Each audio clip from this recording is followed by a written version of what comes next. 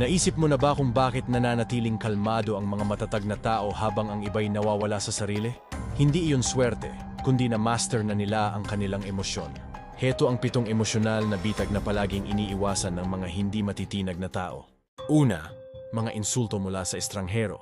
Hindi sila natitinag. Alam nilang ang mahina ay agad nagre-react.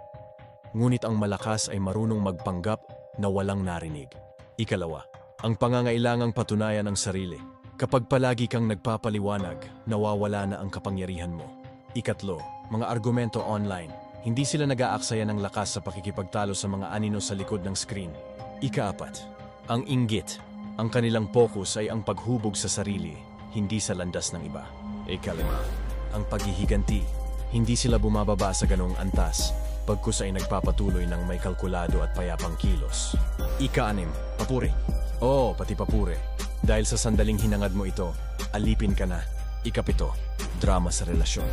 Lumalayo sila sa gulo, hindi ito nilalapitan. Iwasan ang mga bitag na ito at magiging hindi matinag ang iyong kalooban. Ano ang mas tumatak sa iyong damdamin? Comment mo dyan sa ibaba para makatulong din sa iba. Karamihan sa atin ay hindi nakokontrol ang emosyon. At kapag nangyari yan, galit ang sisira ng relasyon. Takot ang huhubog ng maling desisyon. Master your emotions ang sagot. Isang gabay kung paano ka magiging matatag, malinaw ang isip at malaya sa bitag ng emosyon. Ang librong ito ay English, pero Tagalog ang estilo ng pagpapahayag, madaling maintindihan at unawain. Maglalagay lang ako ng yellow basket dyan sa ibaba para makuha mo na ang kopya.